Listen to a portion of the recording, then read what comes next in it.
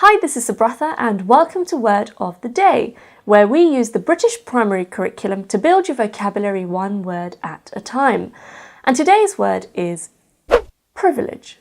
I would like you to give me your listening ears, children. Have your dictionaries to hand because you may need them later. Have your whiteboards, whiteboard pens, anything that you write on. Take notes if you would like to. But I will give you time to do some sentence practice a little bit later on. First, we're going to have a look at the definitions of the word privilege because there's quite a few of them and requires a bit of attention. So, let's begin. Let's have a look at the dictionary definitions. Definition number 1. A special right, advantage, or immunity granted or available only to a particular person or group. So, when you have something given to you that isn't given to anyone else, then you are considered as being privileged. Here's an example sentence. Education is a right, not a privilege. So if you look at the UN Rights of the Child, that's the United Nations Rights of the Child, it clearly states that every child has a right to an education. And it is not something that some children can have and not others. Unfortunately, in some countries, this is the case because education is something that you have to pay for. So if your parents can afford to send you to school, then that means you are privileged because you get something that other children don't, especially if their parents can't afford to do that. However, education is a right, and in the UK, especially, we're very lucky that the government pays for all children to go to school. It is the law. Another way that the word privileged can be used under this umbrella definition is when something is regarded as a special honour. Here's an example sentence.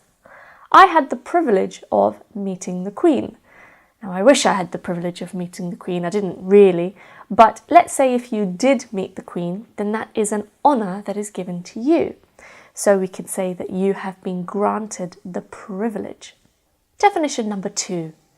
Especially in a parliamentary context, the right to say or write something without the risk of incurring punishment or legal action for defamation.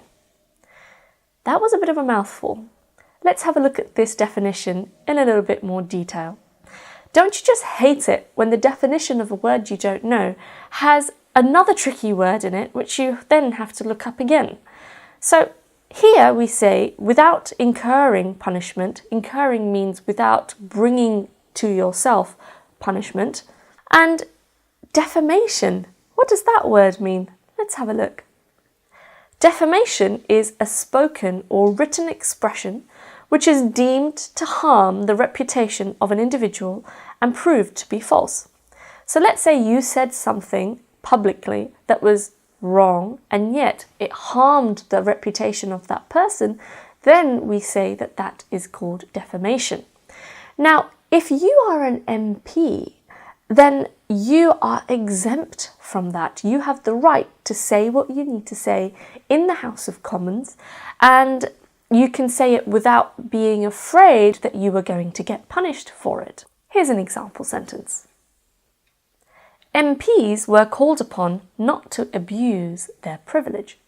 So this means that if you are an MP and you do have the privilege to say what you like, then it also comes with the responsibility that you make sure that whatever you do say is accurate and true. Definition number 3. Grant a privilege or privileges to. So here the word privilege is being used as a verb when you give the privilege to someone. In the first 2 definitions, it was a noun. Let's have a look at an example sentence.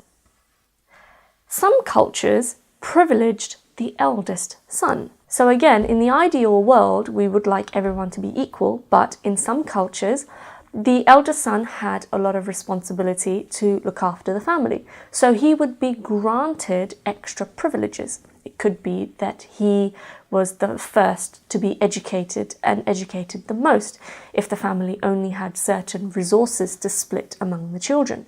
And In some countries, the eldest son inherited a lot of the money when the parents died. So things like this shows that some cultures privileged the eldest child.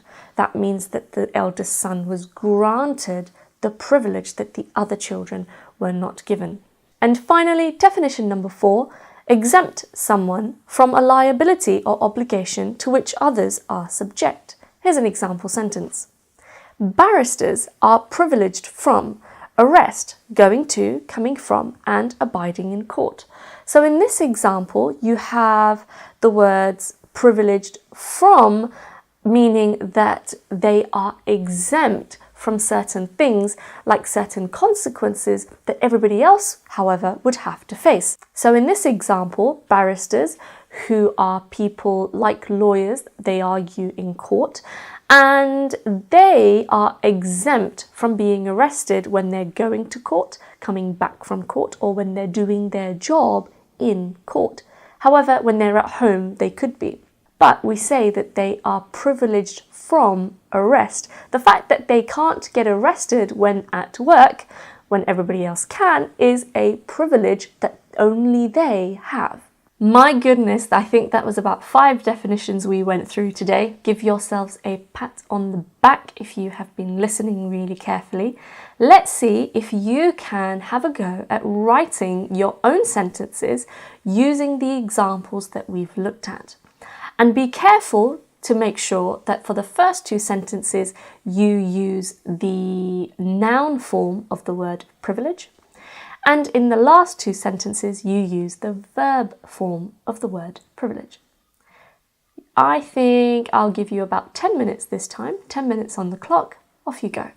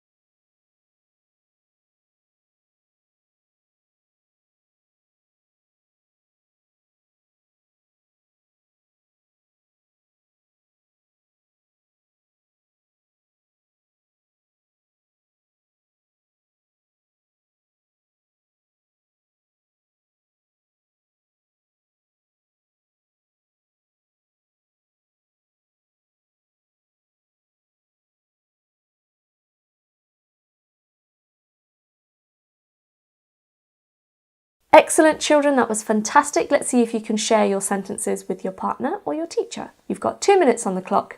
Go.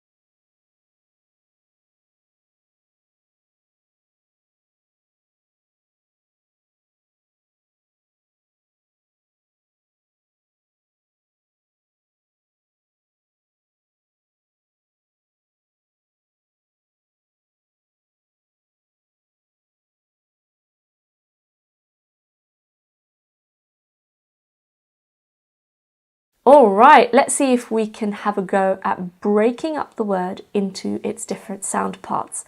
I like to split up the word privilege into its parts like this. Pri-vi-ledge. Pri-vi-ledge. If you listen to the word privilege being spoken really carefully, it sounds as if the word ledge is on the end, as in L-E-D-G-E. However, that's just not the case. Be careful, do not add the D in there thinking that the word ledge is on there. You have ledge, which is L-E-G-E, which is why that's highlighted in red. So let's have a look at the word again. You're going to have a go at spelling the word by yourself. You're going to get 10 seconds. The word's going to disappear and you're going to have a go at writing it correctly. So here's the word one last time for you to look at. And 10 seconds on the clock, go.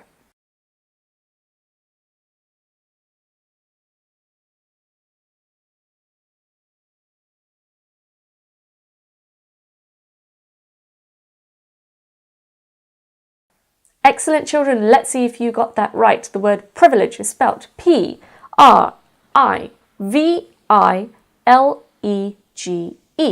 That's P-R-I-V-I-L-E-G-E. That's fantastic, children. That's incredible hard work there.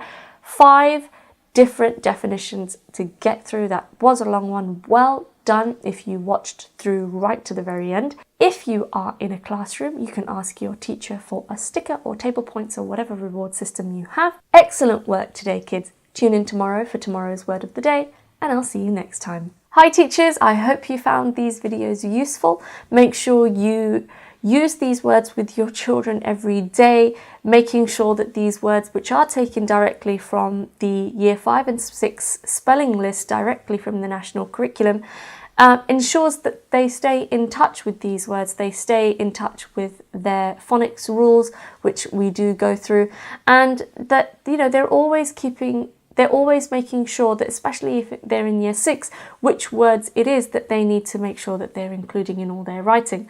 If you give them a spelling list at the start of the year, it just gets crumpled at the bottom of their bag and never gets seen again.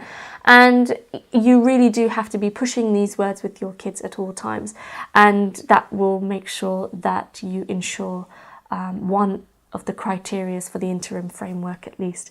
So make sure you subscribe to my channel. Stay up to date with everything spelling, grammar and punctuation related. Make sure you check out my website, link in the description box below. And have a great day, and I'll see you next time. Definition.